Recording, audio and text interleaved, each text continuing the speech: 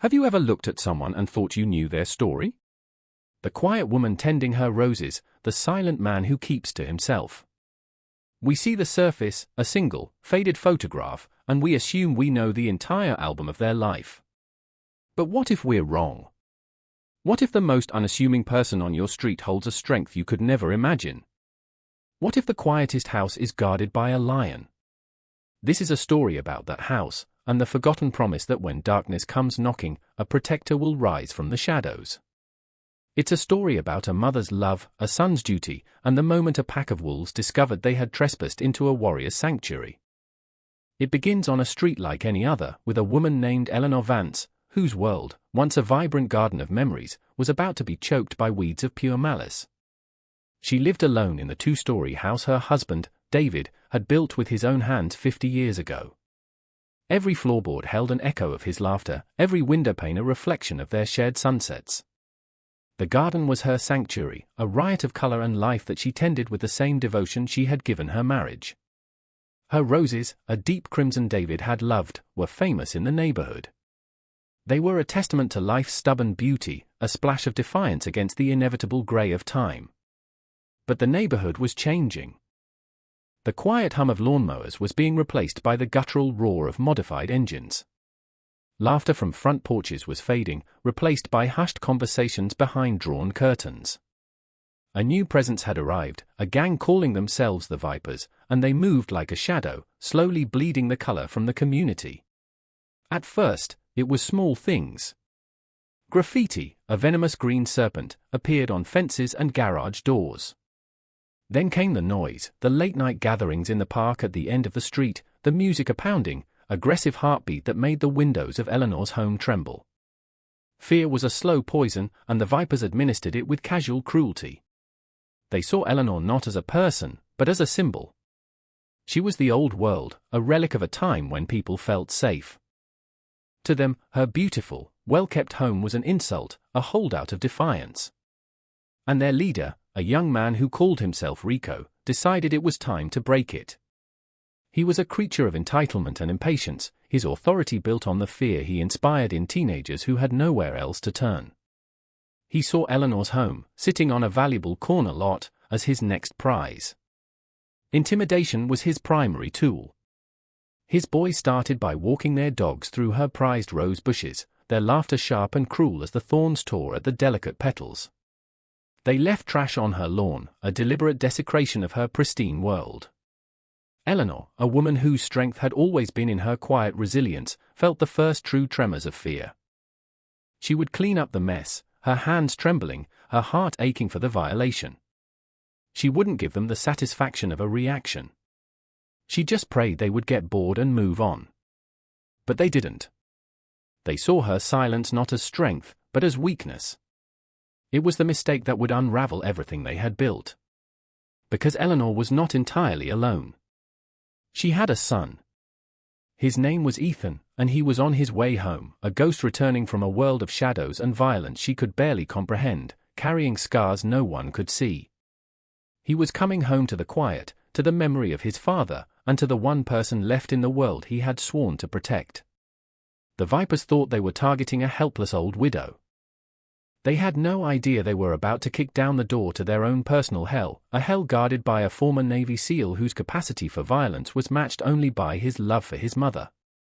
The quiet man was coming home, and the storm was coming with him.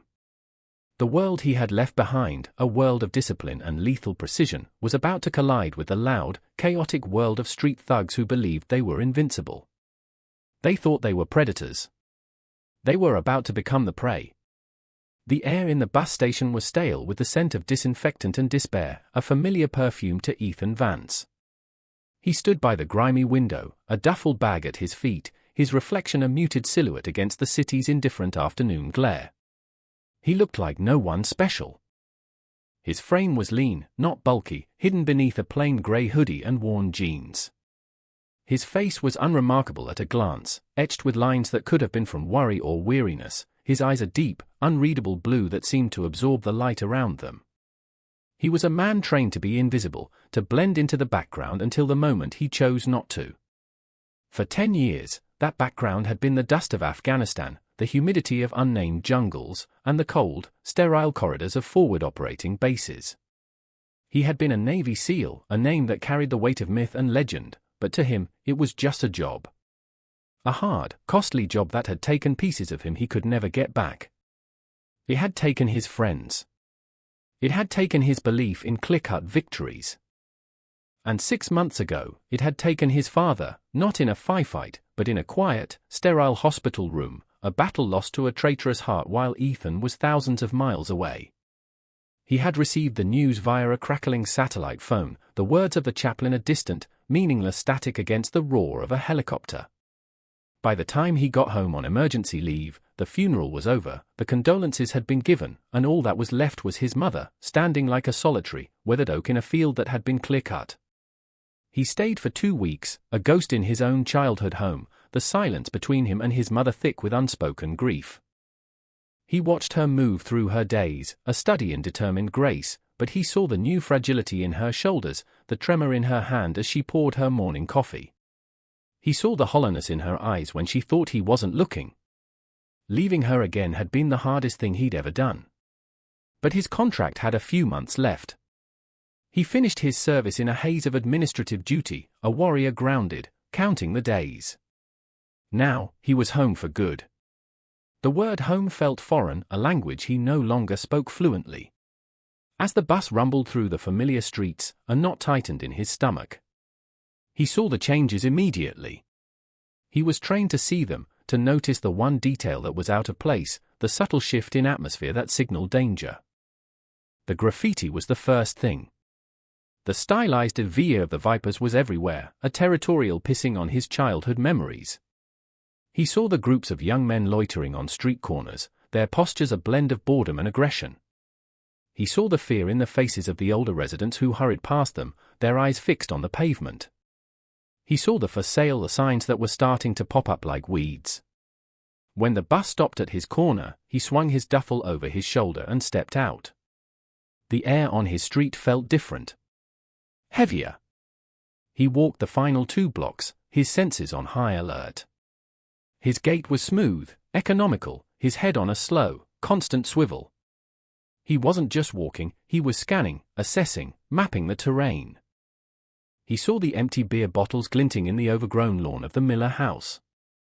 He saw the fresh tire tracks cutting across Mrs. Gable's front yard. And then he saw his own home. From a distance, it looked the same. The sturdy oak tree his father had planted stood sentinel in the front yard. The porch swing moved gently in the breeze. But as he got closer, the discordance hit him. The brilliant crimson of his mother's rose bushes was marred by ugly gaps where branches had been broken. A dark splash of what looked like old soda stained the white porch railing. And on the fence, faint but visible where someone had tried to scrub it away, was the ghost of that same green serpent. A cold, quiet rage, an emotion he kept locked deep inside, began to stir. It was a controlled burn, not a wildfire. He pushed open the gate and walked up the path. The front door opened before he reached it. Eleanor stood there, her face breaking into a smile that didn't quite reach her eyes. Ethan, his name was a breath, a prayer. He dropped his bag and wrapped his arms around her frail frame, burying his face in her hair. He smelled the familiar scent of lavender and earth from her garden, a scent that meant safety, that meant home. For a moment, he let himself be just a son, holding his mother. But as he held her, he felt the slight, involuntary tremble in her body. It wasn't just from emotion. It was fear. A low, constant hum of it. And in that moment, the warrior inside him, the one he had hoped to leave behind in the dust and the sand, opened its eyes. He pulled back, his own smile gentle, betraying nothing of the cold calculus already running through his mind. "I'm home, Mom," he said, his voice soft. "I'm home for good." He stepped inside, but he left the door open for a moment longer, his gaze sweeping across the street, cataloguing the faces, the cars, the potential threats. The wolves had come to his mother's door. And the sheepdog had just returned to the fold. The first few days were a quiet dance of reconnection. Ethan and Eleanor moved around each other, rediscovering the rhythms of their life together. He fell into a routine of simple tasks, fixing the leaky faucet his mother had mentioned in a letter, patching the loose shingles on the roof, and, most importantly, tending to the wounded garden. He spent hours among the roses, his large, calloused hands surprisingly gentle as he pruned the broken branches and cleared the debris. It was methodical, meditative work. As he worked, he listened. He listened to the hum of the neighborhood, but more so, he listened to his mother. She spoke of her friends, of the church bake sale, of the book she was reading. She spoke of everything except the serpent painted on the fence. It was Ethan who brought it up, his tone casual as they sat on the porch one evening, the setting sun painting the sky in shades of orange and purple. Saw some new artwork on the fence when I got here, Mom. Eleanor's hands, busy knitting a scarf, stilled for a fraction of a second. It was a micro-expression, a flicker of tension that 99% of people would have missed. Ethan was the 1%. "Oh, that," she said, her voice a little too bright. "Just some kids." "It's gone now," Ethan didn't press. He just nodded, his eyes scanning the street. "They call themselves the Vipers," he said, not as a question, but as a statement. His mother's silence was his answer. The first direct encounter happened 2 days later.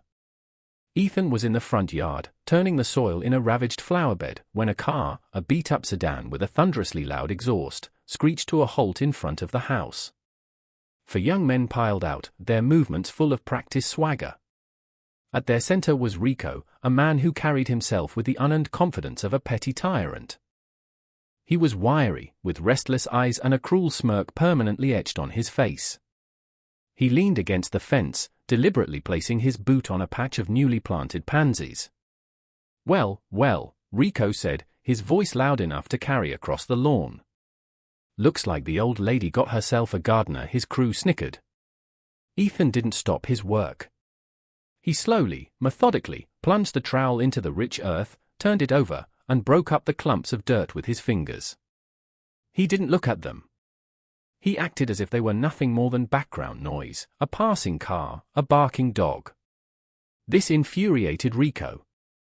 His power was built on being seen, on being feared. Invisibility was a weapon he didn't understand. "Hey! I'm talking to you," he snapped, his voice sharper this time. Ethan finished his task, carefully placing the trowel beside him. He rose to his feet in a single, fluid motion, wiping the dirt from his hands onto his jeans. He turned to face them, his expression utterly neutral. His posture was relaxed, his hands open at his sides. He looked at Rico, his blue eyes calm and steady, holding his gaze without aggression, without fear. It was the look of a man assessing a problem, not a threat. "Can I help you?" Ethan's voice was quiet, even. It held no challenge, only a simple question. The lack of reaction was more unnerving to Rico than any shouted threat would have been. He was used to 2 responses, fear or anger. This calm indifference was a language he didn't speak. He was a bully, and bullies need a reaction to feed on. "Yeah, you can help," Rico sneered, trying to regain his footing. "You can tell the old lady that this street belongs to the Vipers now. We decide who stays and who goes. And we decided her time is up." Ethan's expression didn't change. He simply nodded, as if processing a piece of mundane information. "I'll pass along the message," he said. Then he turned his back on them and knelt down, picking up his trowel to resume his work. The sheer, unadulterated dismissal was a slap in the face. It was more insulting than any curse. One of Rico's younger members, eager to impress, took a step forward. "Hey, he's disrespecting you, man." Ethan didn't even flinch. He continued to work the soil. Rico's face flushed with anger. He gestured to his crew, and they swaggered back to their car, but their bravado was hollow now. As they pulled away, Rico leaned out the window. "This ain't over, Gardener," he yelled. The threat hung in the air, but Ethan didn't look up. He just kept working, his movements calm and deliberate, tending his mother's garden as if nothing had happened. But something had happened. A line had been drawn. And as he worked the soil, a part of his mind, the cold, tactical part, was already planning. He was fortifying the perimeter. He was identifying the enemy's patterns. He was preparing the battlefield. The quiet gardener was gone. The sentinel had taken his post. The gang had misinterpreted his calm as weakness, his silence as fear. It was a fatal miscalculation. They thought they were playing a game of intimidation. Ethan knew this wasn't a game. It was a mission. And his objective was simple: protect his mother, secure the home front. Failure was not an option. The broken window came a week later. It was a rock wrapped in a piece of paper thrown through the living room window in the dead of night. The crash of glass shattered the house's peaceful silence, jolting Eleanor from her sleep with a terrified cry. Ethan was awake before the first shard hit the floor. He moved with a silent, practiced efficiency that was terrifying in its own right. He was out of his room and at his mother's side in seconds, his hand on her shoulder, his voice a low, calming murmur in the darkness. "Stay here, Mom." Lock the door. He didn't need a flashlight. His eyes had already adjusted, and his mind had a perfect blueprint of the house. He swept through the lower floor, a shadow moving through shadows, checking every window, every door. He found the rock on the living room rug, amidst the glittering fragments of glass. He carefully unwrapped the note. The message was crude, written in angry block letters: "Get out or the next rock will be a firebomb." He crumpled the paper in his fist, his jaw tight. The quiet anger was back, a cold, hard knot in his gut. This was a direct threat, an escalation he had anticipated. He went back upstairs and found his mother sitting on her bed, wrapped in a quilt, her face pale in the moonlight filtering through her window. "It's okay," he said softly, sitting beside her. "They're gone." Just some cowards in the dark, but he saw the look in her eyes, the deep, pervasive fear that had taken root. "We have to call the police, Ethan," she whispered, her voice trembling. Ethan knew it was a necessary step, but he had little faith it would solve the problem. He had seen firsthand in war zones how ineffective institutions could be against determined, localized threats. Still, he nodded. "Okay, Mom." "We'll call them." The next morning, 2 officers arrived, their expressions a mixture of boredom and resignation. They took a statement, surveyed the broken window with a practiced air of detached sympathy, and filed a report. An hour later, Detective Miller showed up. He was a man in his late 50s, with weary eyes and a slumped posture that spoke of too many years seeing the worst of humanity. He looked at Eleanor's tidy home, at her frightened face, at the shattered window, and he sighed. He had seen this scene 100 times before. He began, his voice flat, "I'll be honest with you. We know who these vipers are. We arrest them, they're out on bail the next day. They're juveniles, mostly. The system's a revolving door." He looked at Ethan, who had been standing silently in the corner, observing. Miller's gaze swept over him, taking in the plain clothes, the quiet demeanor. He saw a son, probably worried, probably useless. "Your best bet is to not antagonize them," the detective continued, his advice a tired recitation. "Maybe install a better security system. Keep your head down. They'll eventually get bored and find a new target." Ethan stepped forward, his voice still quiet but with a new edge of steel. "And in the meantime, my mother is supposed to live in fear in her own home." Detective Miller's eyes narrowed slightly. He wasn't used to being challenged, especially not by someone who looked like this. "Look, son, I'm just telling you the reality of the situation. We don't have the manpower to post a car on every street corner. This is a gang problem. It's bigger than one house." He handed Eleanor his card. "If anything else happens, you call us. But my advice? Don't make waves. These guys are looking for a reaction." As Miller turned to leave, Ethan spoke again. "What if they don't get bored, Detective? What's the protocol then?" Miller paused at the door, a flicker of annoyance on his face.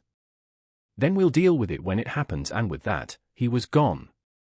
The system had delivered its verdict, they were on their own. Eleanor looked at Ethan, her eyes welling with tears.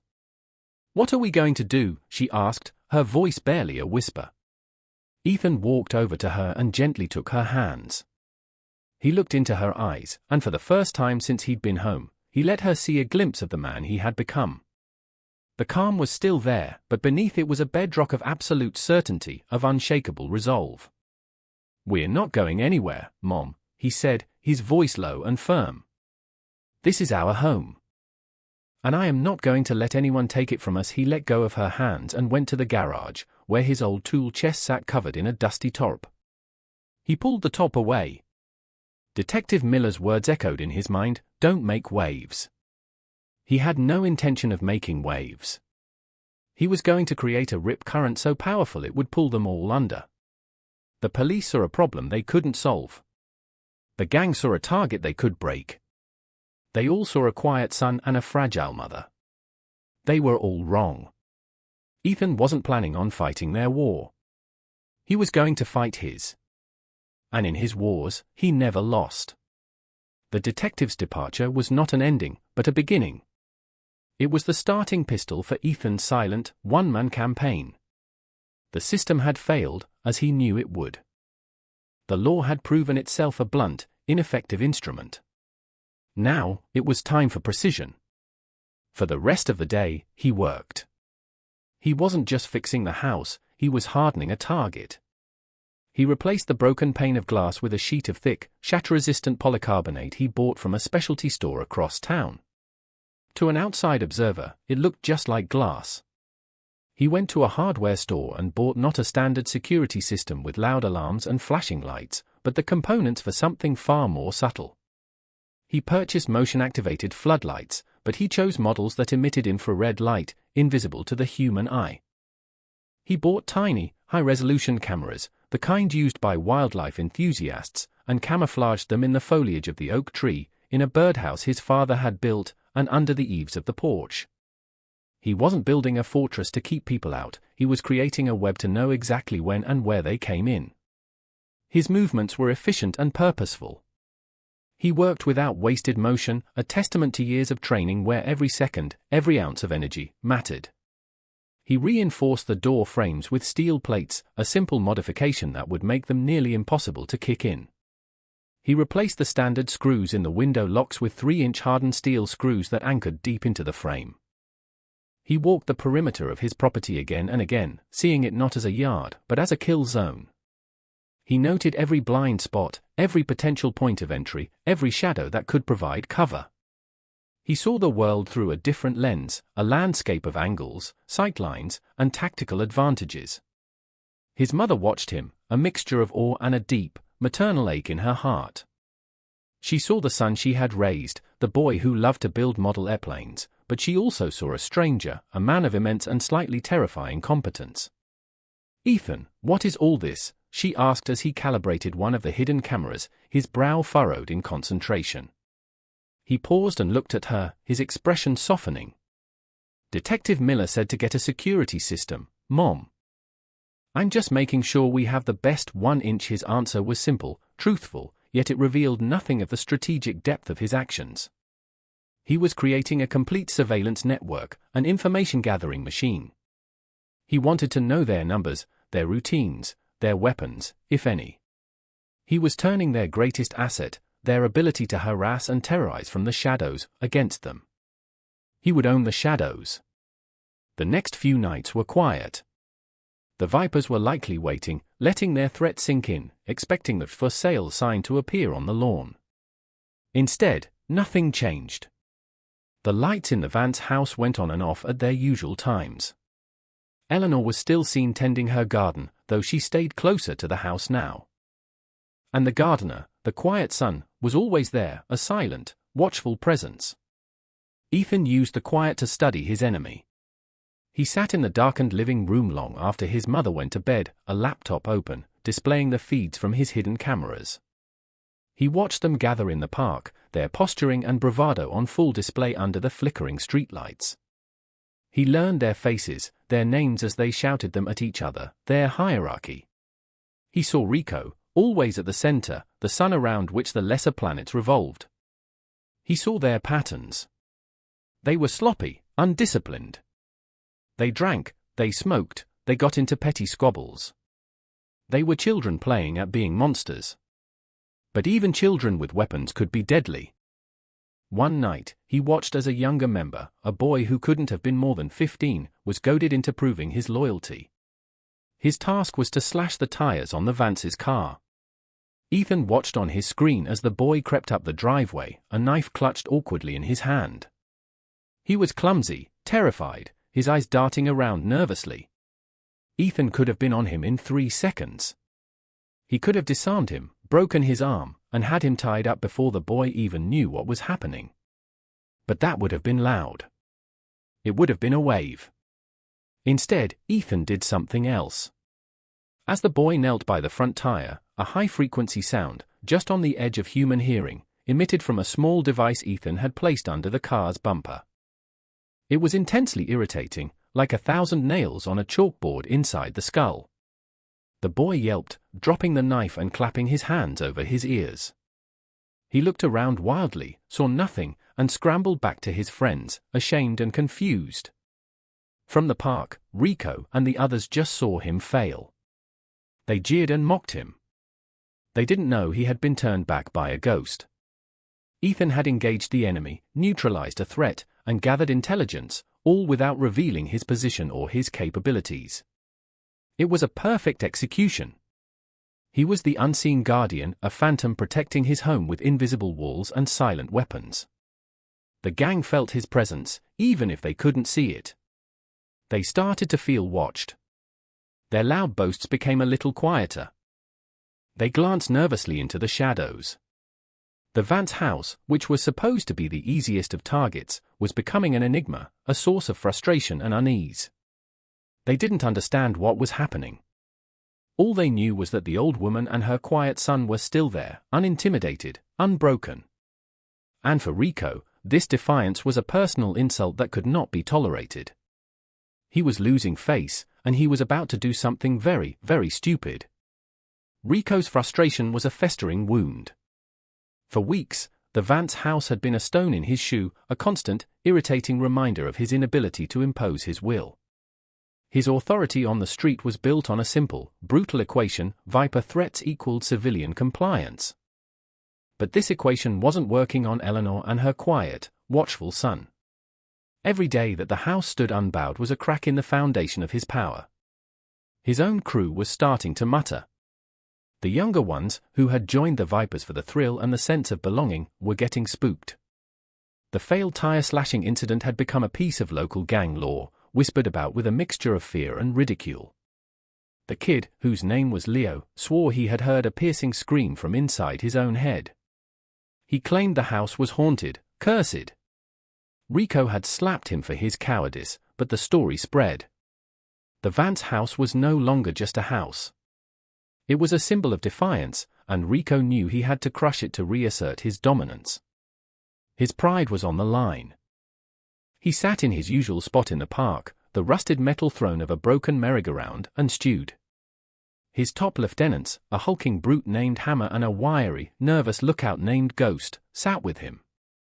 "We gotta do something real, Rico," Hammer grumbled, cracking his knuckles. "People are starting to talk. They think we're soft. We ain't soft," Rico snapped, his eyes fixed on the distant lights of the Vance house. "We're being smart." But smart ain't working. He took a long drag from his cigarette, the glowing tip illuminating his scowling face. He had underestimated the gardener. The man's calm was not weakness, it was something else, something he couldn't put his finger on. It was unsettling. Every time Rico had seen him, the man was just there. Watching. Not with fear, but with a placid, unnerving stillness, like a predator waiting for its prey to make a mistake. Rico was the predator, wasn't he? He was the one who was supposed to be in control. "He's just one guy," Ghost said, his voice jittery. "But? I don't know, man. There's something off about him. It's like he's always watching, so we stopped letting him watch," Rico declared, a new, reckless energy in his voice. He threw his cigarette to the ground and crushed it under his boot. "We're done with the games. No more notes, no more trash on the lawn. We're going in. Tonight. We're going to walk in there, trash the place, and drag them out into the street. We're going to show this whole neighborhood what happens when you disrespect the Vipers." A nervous silence fell over the group. This was a major escalation. Vandalism and intimidation were one thing. A home invasion was something else entirely. Hammer looked uneasy. "That's heavy, Rico." "Cops, the cops don't care," Rico shouted, his voice echoing in the empty park. "That old detective? He told them to their faces there's nothing he can do.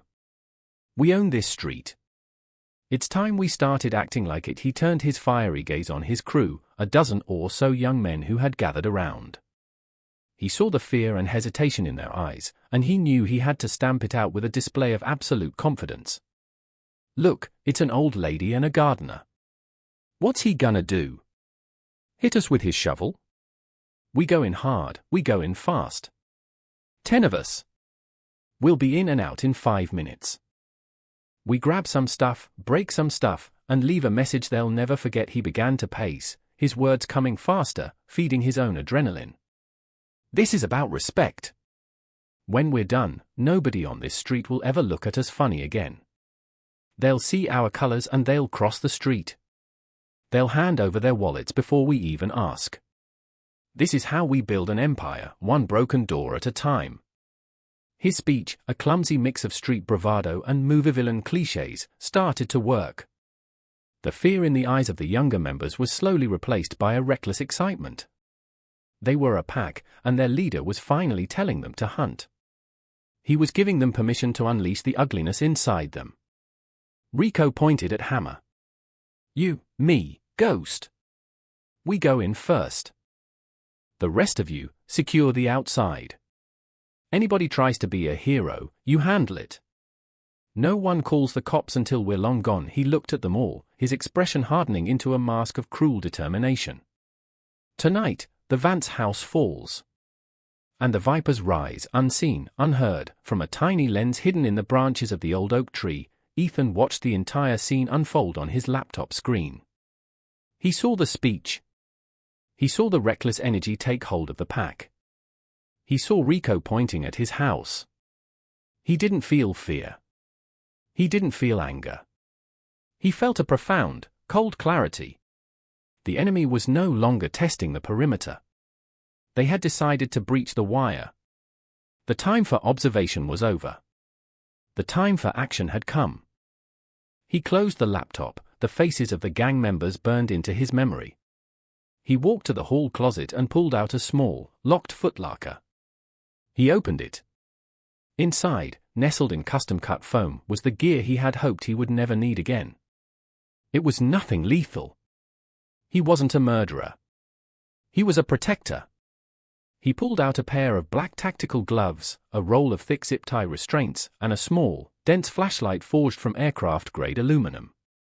It was perfectly weighted, a tool for illumination that could, in the right hands, become an instrument of persuasion.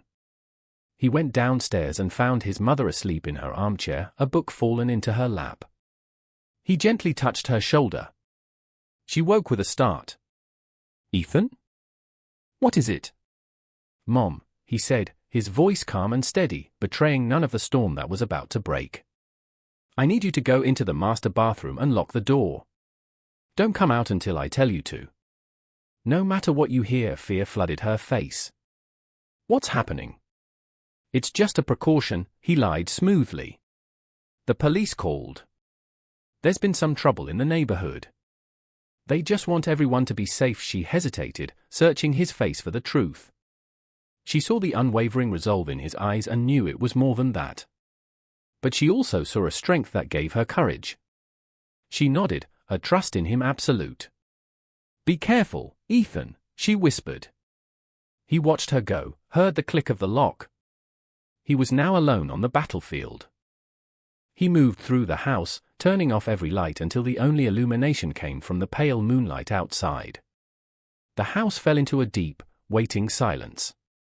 Ethan stood in the center of the living room, a ghost in his own home. He wasn't the gardener anymore. He wasn't just a son. He was call sign Spectre. He was an operator. And the enemy was at the gate. A thick blanket of clouds had rolled in, swallowing the moon and plunging the street into an even deeper darkness. A light rain began to fall, slicking the pavement and muffling the sounds of the night. It was perfect weather for what was to come. Inside the Vance house, Ethan was a study in controlled energy. He moved with a liquid silence, his bare feet making no sound on the old wooden floors. He had already walked through his plan a dozen times in his mind, visualizing every step, every contingency. The house was his terrain, and he knew its geography intimately. He knew which floorboard creaked, which door hinge groaned. He knew the sightlines from every window, the choke points in every hallway. The Vipers, emboldened by Rico's speech and the cover of darkness, moved up the street like a pack of clumsy hyenas. They thought they were being stealthy, but to Ethan's trained ears, they were a symphony of noise, the scuff of sneakers on wet asphalt, the jingle of keys in a pocket, the nervous, whispered bravado. He watched their approach on his phone, which was wirelessly linked to his cameras. 10 of them, just as Rico had planned. They fanned out, surrounding the house. 2 went to the back, while the other 8, led by Rico, Hammer, and Ghost, crept onto the front porch. They were about to make their first mistake. Rico, wanting to make a dramatic entrance, decided against the door. He pointed to the large window next to it, the one Ethan had so carefully replaced. Hammer, he whispered, "You're up." "Make it quiet." Hammer pulled a small, cloth-wrapped hammer from his jacket. He was planning to tap a corner of the glass to create a small break, then quietly remove the pane. It was a technique he'd seen in movies. He tapped the corner of the polycarbonate sheet. Instead of the expected crack, there was a dull, unsatisfying thud.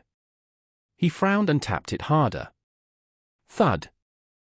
Frustrated and feeling the eyes of his crew on him, Hammer abandoned stealth and swung the hammer with all his might. The resulting sound was not the shattering of glass but a loud, resonant boom as the hammer bounced off the flexible, unbreakable material, the force of the blow vibrating through the entire wall of the house. The sound was as loud as a gunshot in the quiet night. The entire crew froze, their half-baked plan for a stealthy entry shattered in an instant. Panic began to set in. What the hell was that? Ghost hissed, his eyes wide with fear. Rico stared at the unblemished window in disbelief. Forget it. The door. Go. Hammer, enraged by his failure, turned his attention to the front door. He lowered his shoulder and charged, expecting the old wood to splinter and give way. He hit the reinforced door with the force of a runaway train. The door held firm. The steel plates Ethan had installed distributed the impact across the frame. It was like running into a brick wall. Hammer crumpled to the porch floor, clutching his shoulder and howling in pain. The Vipers were in disarray. Their 2 primary entry plans had failed spectacularly, resulting in nothing but a dislocated shoulder and a tremendous amount of noise. Their element of surprise was gone. Their confidence was evaporating. Fear, cold and sharp, was taking its place. From inside, Ethan listened. He had predicted this. He knew their arrogance would lead them to use brute force, and he had prepared for it. Now, it was his turn to act.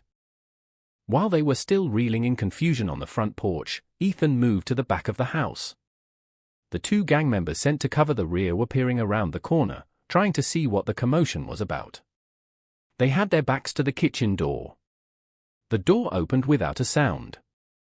Ethan slipped out into the darkness, a deeper shadow within the shadows of the rainy night. The first boy, a lanky kid with a nervous twitch, never saw him coming.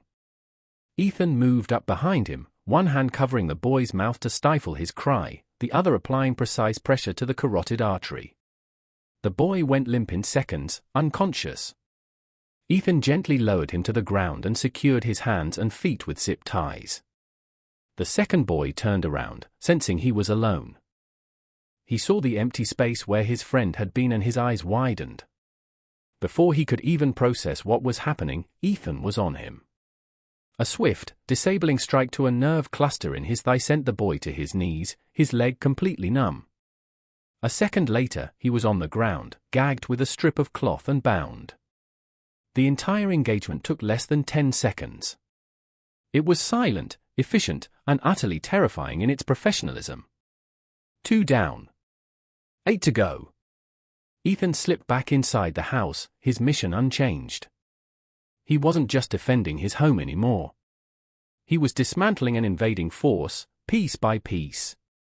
On the front porch, Rico's frantic whispers turned to shouts. "What are you waiting for? Get this door open."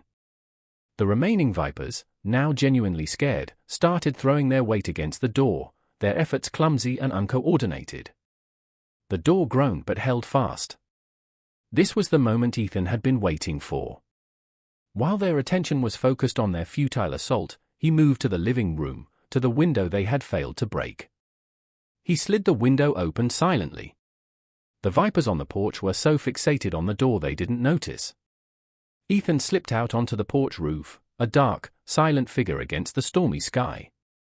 He was now behind and above the main enemy force. The hunt was on. Chaos had fully consumed the Vipers on the front porch.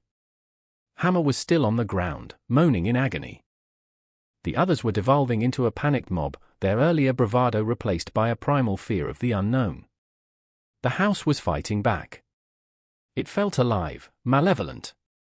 Rico, desperate to regain control, grabbed a heavy terracotta planter from the edge of the porch and hurled it at the stubborn living room window. It bounced off the polycarbonate with another deafening boom and shattered on the wooden planks, scattering dirt and shards of pottery everywhere. "It's bulletproof!" Ghost shrieked, his voice cracking with hysteria. "This is a trap!" It was at that precise moment of peak confusion that Ethan descended. He dropped from the porch roof into their midst, a silent harbinger of retribution. He landed with the coiled grace of a panther, his impact absorbed by his legs, making almost no sound. The first to see him was a stocky Viper who had been trying to help Hammer. The boy's eyes went wide, his mouth opening to scream, but the scream never came. Ethan's hand shot out, not in a punch, but with an open palm, a precise, jarring strike to the side of the neck. The boy's eyes rolled back and he collapsed like a marionette with its strings cut. 3 down. The others spun around, finally registering the new presence among them. What they saw was not the harmless gardener. They saw a figure of pure, focused intensity. His face was a mask of calm, his blue eyes cold and hard as chips of ice. He held the heavy aluminum flashlight in his hand, not like a light source, but like a weapon. Ghost, true to his name, tried to vanish. He scrambled off the porch, intending to flee into the night. He didn't get 2 steps. Ethan was a blur of motion. He crossed the porch in a single bound, grabbed the back of Ghost's hoodie, and yanked him backward. Ghost's feet went out from under him, and he landed hard on his back, the wind knocked out of him in a pained whoosh. A quick application of a zip tie, and Ghost was neutralized. For down. Rico and the remaining 3 Vipers stared in stunned horror. Their minds couldn't process the scene. This quiet man was moving with a speed and precision that didn't seem human. He wasn't fighting like a brawler, he was operating like a surgeon, disabling them one by one with an economy of motion that was both beautiful and terrifying. "Get him!" Rico screamed, his own fear making him reckless. The last 3 able-bodied gang members charged at once, a desperate, clumsy wave of aggression.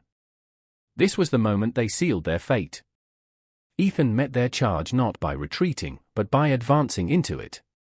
He sidestepped the first attacker, using the man's own momentum to guide him headfirst into a porch column. The man went down in a daze. Ethan spun, blocking a wild punch from the second attacker. He flowed around the arm, trapping it, and used a simple joint lock to force the man to his knees, a cry of pain escaping his lips. The third came at him with a knife, the same boy who had failed to slash the tires, Leo. His face was a mask of sheer terror, the knife held in a trembling, untrained grip. Ethan looked into the boy's eyes and saw not a monster, but a terrified child in over his head. He didn't strike him. Instead, he moved inside the knife's arc, his hand clamping down on the boy's wrist. With a flick of his own wrist, he disarmed him, the knife clattering to the floor. He then shoved the boy backward, sending him tumbling over the porch railing and into the soft, muddy flower bed below. Stunned but unharmed. 7 down. Now, only Rico was left standing. He stood frozen, his chest heaving, his face a mess of disbelief and terror. The entire assault, his grand statement of power, had been dismantled in less than a minute by one man. He looked at his defeated crew, scattered around the porch like fallen chess pieces. Then he looked at Ethan, who now stood before him, the flashlight held loosely at his side, his breathing even, his expression unreadable. The silence was broken only by the sound of the rain and Hammer's pathetic whimpers. Rico, in a final act of pathetic defiance, lunged at Ethan, his hands clawing, his mouth twisted in a snarl. Ethan didn't even take a step back. He simply raised the flashlight. He didn't swing it like a club. He jabbed forward, a short, precise, powerful thrust. The hardened metal end of the flashlight connected squarely with Rico's solar plexus. All the air exploded from Rico's lungs in a single, desperate gasp. His eyes bulged, and he collapsed to his knees, unable to breathe, unable to fight, completely and utterly defeated. Ethan stood over him, a silent victor on a battlefield of his own making. He hadn't killed anyone. He hadn't broken any bones, save for Leo's pride. He had simply, and with absolute finality, deconstructed their aggression and handed it back to them. He was not a destroyer. He was a protector. He had weathered the storm. The flashing blue and red lights painted the rainy street in strobing, chaotic colors. The arrival of the police was an anticlimax, a formal postscript to a story that had already reached its conclusion. Detective Miller stepped out of his patrol car, his face set in grim, weary lines.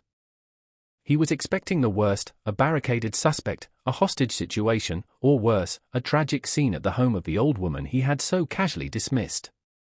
What he found instead defied all logical explanation. 10 members of the Vipers gang were subdued and accounted for. 8 of them were on the front porch, neatly zip-tied and arranged in a row against the wall, looking like a collection of miserable, rain-soaked packages. The other 2 were found in the backyard, similarly restrained. None were seriously injured, though several were nursing bruises to both their bodies and their egos. In the center of it all stood Ethan Vance. He was calm, his clothes barely disturbed, leaning against the porch railing as if he were merely observing the morning traffic. There was no weapon in his hand, no triumphant look on his face. He was just there. Miller approached the porch, his hand resting on the hilt of his service weapon, his mind struggling to piece together what had happened. He looked at the subdued gang members, then at Ethan. "What the hell happened here, son?" he asked, his voice a low growl of disbelief. "They tried to break in," Ethan said simply, his voice even. "I persuaded them to wait for you." The Miller's eyes narrowed. He was a veteran cop who had seen his share of brawls and standoffs. This was not the aftermath of a typical fight. This was something else. This was clean. It was controlled. It was professional. He walked over to Rico, who was still struggling to catch his breath, and hauled him to his feet. "You want to tell me what happened?" Rico just glared, spitting on the ground. "Ask him," he snarled, nodding his head toward Ethan. "He's some kind of demon." Miller left Rico with a uniformed officer and walked back to Ethan, studying him with a new, intense curiosity. He saw the way Ethan stood, perfectly balanced, his posture relaxed but ready. He saw the way his eyes constantly scanned the area, missing nothing. This wasn't just a concerned son. This was a man with training. "Persuaded them?" Miller repeated, skepticism dripping from his words. "There are 10 of them and 1 of you. You expect me to believe you did all this by yourself without a weapon?" "The only weapon here was a knife," Ethan said, gesturing with his chin toward the blade lying on the porch. "It belongs to him," he said, pointing to the terrified boy, Leo, who was now sobbing quietly in the flower bed. "I don't think he really wanted to use it." Miller knelt and had the knife bagged as evidence. He stood up and got right in Ethan's face, his voice low and intense. "I'm going to ask you one more time, and I want a straight answer. Who are you?" Before Ethan could answer, the front door opened. Eleanor Vance, wrapped in her robe, stepped out onto the porch. She had heard the sirens and finally unlocked the bathroom door. She took in the scene, the defeated gang, the police officers, her son standing tall and unharmed, and a look of profound relief and understanding washed over her face. She walked straight to Ethan and put her arms around him, holding him tight. "I knew you would keep us safe," she whispered. Ethan hugged her back, his rigid posture softening for the first time that night. Over her shoulder, his eyes met Miller's. The detective's hard expression wavered. He saw the fierce, protective love between mother and son, and it recontextualized everything. He was beginning to understand. The paramedics were checking on Hammer's shoulder when one of the younger officers called out to Miller. "Detective, you should see this." The officer was holding Ethan's duffel bag, which he had brought from inside while clearing the house. It had fallen open, and its contents were partially visible. Miller walked over. Inside, neatly folded, was a desert camouflage uniform. On the sleeve were the patches of an elite unit. And pinned to the breast was a small, three-pronged trident. The SEAL trident. Miller stared at the insignia, and everything clicked into place. The calm demeanor. The impossible efficiency. The strategic takedown of a force 10 times his size. The gardener was a Navy SEAL. He looked back at Ethan, who was now helping his mother back inside, his movements gentle, his voice soft. The warrior and the son were one and the same. Miller felt a slow, creeping sense of shame for his earlier dismissal, followed by a wave of profound respect. He had seen a problem he couldn't fix and had advised surrender. Ethan Vance had seen a mission he had to win and had achieved a flawless victory. Miller walked back to his car and keyed his radio. "Dispatch, this is Miller. Show the scene at 45, Elm Street secure. All suspects in custody. And tell the captain, tell him the Viper problem on the north side is over." He knew, with absolute certainty, that the gang's reign of terror had been broken not by the police, but by the quiet man who had simply come home to protect his mother. The law had failed, but a warrior's love had not. In the weeks that followed, a quiet miracle unfolded on Elm Street. The story of the night the Vipers tried to take the Vance house spread through the neighborhood, first as rumor, then as legend. No one knew the exact details, only that a pack of 10 had gone up against one man, and the pack had been broken. The Vipers were gone. Rico and the older members were caught in the legal system, their power shattered, their reputation in ruins. The younger ones, like Leo, were given a second chance, a terrifying wake-up call that sent them scurrying back to the lives they had almost thrown away. The green serpent graffiti began to disappear from the fences, scrubbed away by neighbors who no longer felt the need to keep their heads down. The "for sale" sign started to come down, too. Mrs. Gable next door began planting a new garden. The Miller family, 2 houses down, started fixing their overgrown lawn. Courage, it turned out, was contagious. Detective Miller became a regular visitor to the Vance house, not as a cop, but as a friend. He would stop by with coffee and donuts, and he and Ethan would sit on the porch, 2 very different kinds of veterans, talking about the world. Miller's cynicism had been replaced by a renewed sense of purpose. He had seen what one good person could do, and it had reminded him why he had become a cop in the first place. He started a community outreach program, working with kids like Leo, trying to offer them a path that didn't lead to a dead end on a rainy porch. The catalyst for all this change, Ethan Vance, slipped back into his quiet life. He was once again the gardener, the son. He finished replanting his mother's flower beds. He fixed the porch swing. He and Eleanor fell back into their peaceful rhythm, but something was different. The unspoken grief that had separated them was gone, replaced by a new, deeper understanding. Eleanor now knew the true depth of the man her son had become, and she was prouder than ever. Ethan, for his part, had finally found peace.